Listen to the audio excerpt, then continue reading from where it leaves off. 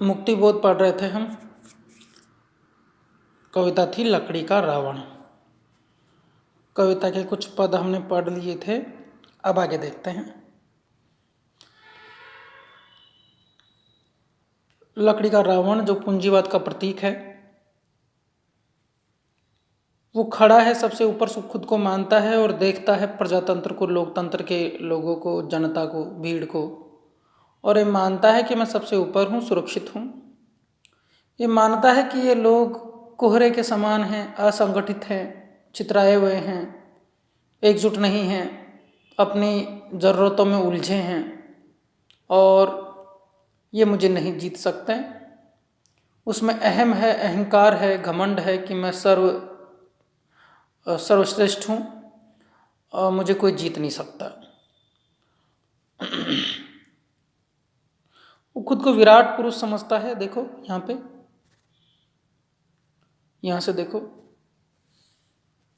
मैं ही वह विराट पुरुष हूँ, सर्वतंत्र स्वतंत्र सत्य चित्त। ईश्वर मानता है खुद को। सत्य और चित्त ईश्वर की विशेषताएं हैं। ईश्वर को इसीलिए सच्चित्त आनंद सच्चिदानंद बोलते हैं। तो ये मानता है कि मैं ही हूँ वो सच्चित्त, यानी ईश्वर जैसा। खड़ा है सुनील शून्य रविचंद्र तारा द्युति मंडलों से परे तक, अर्थात दोनों हम, मैं वह शून्य, देख रहे दूर दूर तक फैला हुआ मटमैली जड़ीभूत परतों का लहरीला कंबल और छोरहीन, ढांक रहा कंदरा गुफाओं को, तालों को,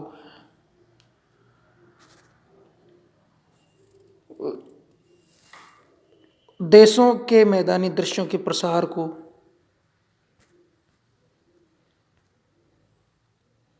हाँ, तो यहाँ तक आ गए थे हम। अकस्मात, यहाँ से देखो अब, अचानक दोनों हम, मैं व शून्य, देखते कि कंबल की कुहरीली लहरें हिल रही, मुड़ रही। अचानक क्या होता है? ये कंबल है ना, ये कंबल है जनता का प्रतीक।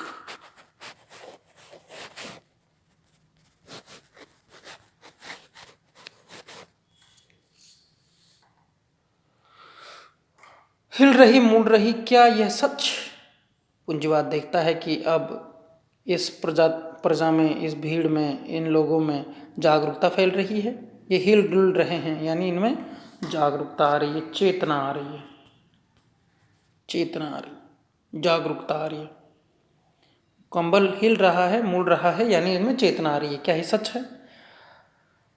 कंबल के भीतर है कोई। कौन है कंबल के भीतर? जनता है, सर्वहारा वर्ग है कंबल के भीतर, सर्वहारा वर्ग है। उपेक्षित लोग, किसान, मजदूर, इसको बोलेंगे हम सर्वहारा वर्ग। तो देखो, देखते हैं कि कंबल की कुहरीली लहरें, कुहरीली क्यों कहा इसको? क्योंकि पहले कोहरा आया था, साफ साफ दिखाई नहीं दे रहा था, कोहरा था अज्ञान का, अंधकार का। हिल रही, मुड़ रही, क्या ये सच?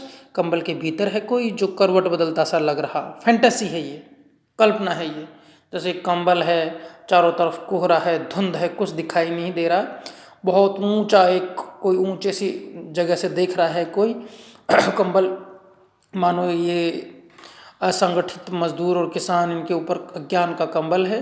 जब इनमें चेतना आती है तो हलचल शुरू हो जाती है, तो कंबल हिलने लगता है। यही फैंटेसी है, यही कल्पना है। इसके द्वारा कविता में अपनी बात कही है लेखक ने। देखो, करवट बदलता सा लग रहा, आंदोलन, कई लोग आंदोलन करेंगे। यही तो बताया कि इनकी कविता में क्रांति होती है, आंदोलन होता है। जब तक ये वर्ग क्रांति नहीं करेगा, सर्वहारा वर्ग जब तक आंदोलन नहीं करेगा, तब तक बदलाव नहीं होगा। और पूंजीवाद को सबसे ज़्यादा डर कैसे लगता है? आंदोलन से, क्रांति से। ये हलचल किसकी है? इन लोगों में चेतना आ रही है। ये लोग, क्या आंदोलन शब्द आ गया, आंदोलन करेंगे, विद्रोह करेंगे, ये जनता विद्रोह करेगी अब। नहीं नहीं, मेरी ही आंखों का भ्रम है। फिर पूंजीवाद अपने आप को समझाता है, नहीं नहीं, ये लोग क्रांति नहीं कर सकते, ये लोग आंदोलन नहीं कर सकते, मेरे ही आंखों का भ्रम है। फिर भी उस पार, आर पार फैले हुए कोहरे में लहरीला असंयम, हाय हाय, ये जो कोहरा है फिर भी लहरीला असंयम है इनमें। लहरीला यानी कुछ तो इसमें हलचल दिखाई दे रही है, कुछ तो इसमें लहरें दिखाई दे रही है। ये लहरें किसकी है? चेतना की। कुछ तो इसमें चेतना है जनता में, कुछ तो ये बदलाव चाहते हैं, कुछ तो ये बदलाव चाहते हैं। हाय हाय, ये हाय हाय कौन मचा रहा है? आपका कुछ बिगड़ता है तो हाय हाय कौन करता है? हाय वही करता है जिसका कुछ बिगड़ता है। तो ये हाय हाय कौन कर रहा है? ये हाय हाय कर रहा है पूंजीवाद। ये रो रहा है पूंजीवाद, ये डर रहा है पूंजीवाद। ये डर है, ये डर है। किसका डर है? ये डर है पूंजीवाद का। हाय हाय, क्या है यह? क्या हो रहा है ये? मेरी ही गहरी उस सांस में कौन सा नया भाव? कौन सा है नया भाव ये नया भाव है साम्यवाद का। कौन सा नया भाव है ये? साम्यवाद का नया भाव है। साम्यवाद क्या था ये हमने बताया कि सबसे पहले आदिम युग था, आदिम साम्यवाद था, जिसमें आदिवासी रहते थे, शिकार करके खाते थे, कोई संपत्ति जैसी चीज़ नहीं थी, निजी संपत्ति जैसी चीज़ नहीं थी। फिर दास युग आया, जब कुछ लोगों ने कुछ लोगों को दास बना लिया और उन पर अधिकार करके और काम कराने लगे। फिर तीसरी अवस्था सामंत युग आया, जब सामंत का ज़मीन पर अधिकार हो गया और उसे टैक्स लेने लग गया। फिर पूंजीवाद आया, जब बड़े बड़े उद्योग लग गए, कारखाने लग गए और मजदूर वर्ग का उदय हुआ। उसके बाद की अवस्था का वर्णन करते हैं मार्क्स, सर्वहारा वर्ग का अधिनायकत्व, जिसमें क्रांति के द्वारा पूंजीवाद का खात्मा होगा। और जो अंतिम अवस्था है वो है साम्यवाद की। तो इसी के लिए कहा है, क्या है यह मेरी ही गहरी उस सांस में कौन सा यह नया भाव? यह साम्यवाद का नया भाव है। जो सर्वहारा वर्ग है वो साम्यवाद लाना चाहता है, सर्वहारा वर्ग का अधिनायकत्व लाना चाहता है आंदोलन के द्वारा। ये आंदोलन का नया भाव है, ये बदलाव का नया भाव है, ये क्रांति का नया भाव है। क्रमशः कोहरे की लहरीली सलवटें मुड़ रही, जुड़ रही, आपस में गुथ रही। क्या है यह क्या मजाक है? कोहरे की लहरीली सलवटें मुड़ रही, जुड़ रही। इस पे ध्यान दो। पहले जनता को क्या बताया था इसने? कोहरा। जनता, या इसको आप कह सकते हो सर्वहारा वर्ग, जिसको इंग्लिश में मार्क्स ने पोलिट्रेट वर्ग कहा है। तो ये जो सर्वहारा वर्ग है, किसान, मजदूर और महिला, आदिवासी, इसकी कोहरा कहा है, इसको अस्पष्ट है, इसको कोहरा कहा है, ये प्रतीक है। तो कोहरा आपने देखा होगा, ठंड के दिनों में कोहरा होता है तो साफ साफ दिखाई नहीं देता, अस्पष्ट होता है वो। तो कोहरा इसलिए भी कहा है क्योंकि एकजुट नहीं है, क्योंकि ये बिखरा हुआ है। तो कोहरे की लहरीली सलवटें, अब उसमें सल पड़ रहे हैं, मतलब इसमें चेतना जग गई है। मुड़ रही, जुड़ रही, यानी इसमें चेतना आ रही है। ये चेतना है सर्वहारा वर्ग की। आपस में गुथ रही, क्या है यह क्या मजाक है? पूंजीवाद को इसमें क्या लगता है कि ये मजाक हो रहा है क्या? क्या ये क्रांति है या मजाक है? पूंजीवाद इसको मजाक समझता है।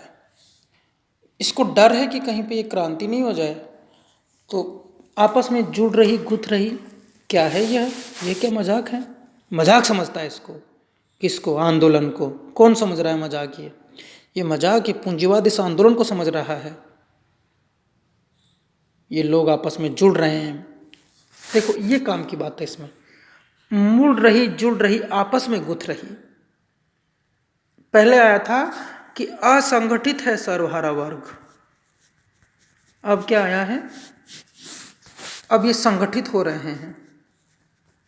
मुड़ रही, जुड़ रही, आपस में गुथ रही। ये लोग कौन? किसान और मजदूर, जो अलग अलग थे, जिनका शोषण करना आसान था, अब ये एकजुट हो रहे हैं। अब इनमें जागरूकता आ रही है, अब ये क्रांति करेंगे, अब इनके संगठन बन रहे हैं, अब ये हथियार उठाएंगे। मुड़ रही, जुड़ रही, आपस में गुथ रही, यही है की, यही है बिंदु जहाँ से हम इस कविता को समझेंगे। तो अब इसमें एकजुटता आ रही है, एकता आ रही है। एकता किसके लिए खतरनाक है? सर्वहारा वर्ग की, पूंजीवाद के लिए खतरनाक है। वो डरता है कि ये लोग एक हो जाएंगे तो मुझे खत्म कर देंगे, मेरी समाप्ति हो जाएगी। और पूंजीवाद यहाँ पे कौन है? ये जो लकड़ी का रावण बना हुआ है, ये पूंजीवाद का प्रतीक है। तो ये मुक्तिबोध की कविता थी लकड़ी का रावण। इसका आज चौथा भाग हमने खत्म किया। कल हम इसका 5वां भाग पढ़ेंगे। आप सभी को धन्यवाद।